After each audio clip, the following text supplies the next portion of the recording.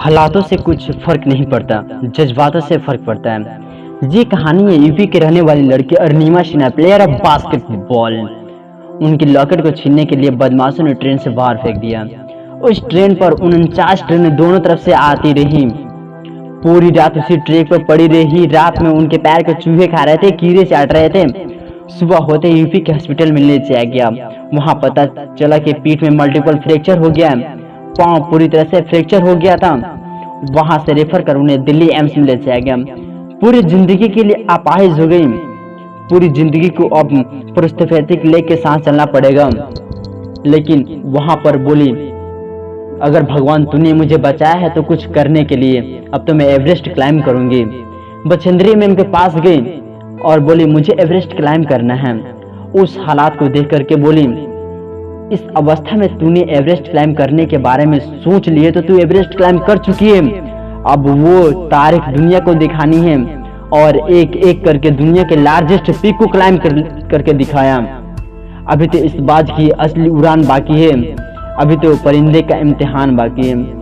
अभी तो मैंने लांघा है समुद्र को, अभी तो पूरी आसमान बाकी है।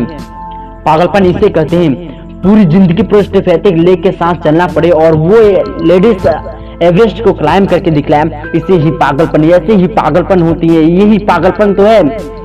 जिंदा लाश में भर देने वाली ये कहानी है।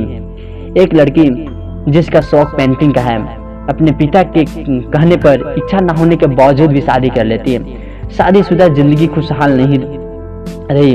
2 साल बाद ही कार एक्सीडेंट में उसके पैर खत्म हो जाते हैं। 2 महीने बाद हॉस्पिटल से निकलने के बाद उसे पता चलता है कि अब वो पैर से चल नहीं सकती है।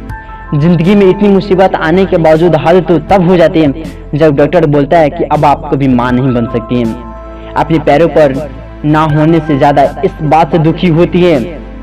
इतनी मुसीबतों में जिसको साथ देना चाहिए वो तलाक दे देता है। जिंदगी में इतनी मुसीबत से हारने के बजाय यह तय करती है कि अब पेंटिंग का शौक पूरा करेंगी। अपनी सारी भावनाओं को रंगों और रेखाओं के माध्यम से व्यक्त करना शुरू कर देती हैं। उनकी कला का पहचान मिलने लगता है धीरे धीरे। व्हील चेयर पर होने के बावजूद मॉडलिंग भी की और वो गाना भी गाई और महिलाओं से जुड़े मुद्दे को आवाज भी उठाने लगी। वो आज वर्ल्ड मोटिवेशनल स्पीकर के रूप में उभर कर भी आई है। उनकी कहानी जुबानी सुनकर हताश निराश दिलों में आशा की नई किरण जगमगाने लगती है। अगर वो इतनी मुसीबतों के बाद कर सकती है तो मैं क्यों नहीं। ये कहानी है पाकिस्तान की आयरन लेडी मनुबा मजराई की।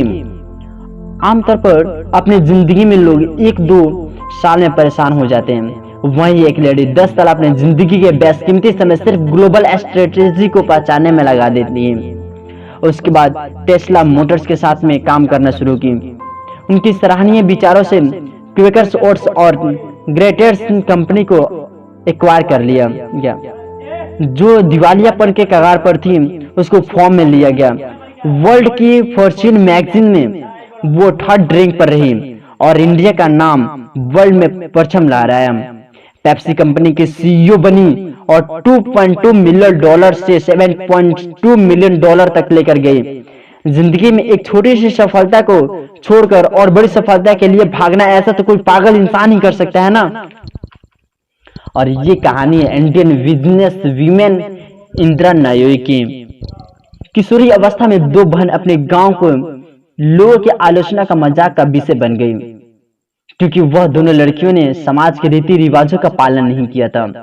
अतीत को याद करते हुए कहती हैं, हम 2 किशोर लड़कियां थे जिन्हें अपने रिवाजों के अनुसार हमारे कवर्स को छिपाने के लिए ढीले कपड़े को लपेटना चाहिए था, लेकिन इसके बजाय हम शॉर्ट्स और लाइक्रा टॉप्स और क्रॉप हेयर्स में गेहूं के खेतों में चारों ओर दौड़ रहे थे। सभी हमारा इंतजार कर रहे थे कि कब गलत साबित हो। उन्होंने सोचा कि हम लड़कों को देखना शुरू कर रहे हैं या कुछ समझौता कर रहे हैं।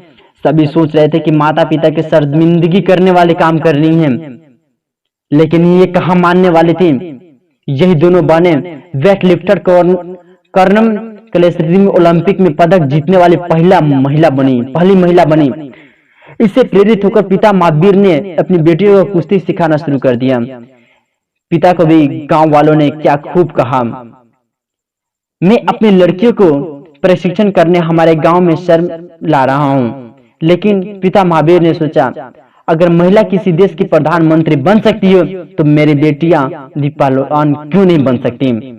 ऐसा कोई पागल इंसान ही कर सकता है। इतनी रिजेक्शन मिलने के बाद भी कदम ना रुके, आगे बढ़ते रहे। मैं बात कर रहा हूं जिनके चित्रण पर दंगल जैसी फिल्म आमिर खान ने बनाई।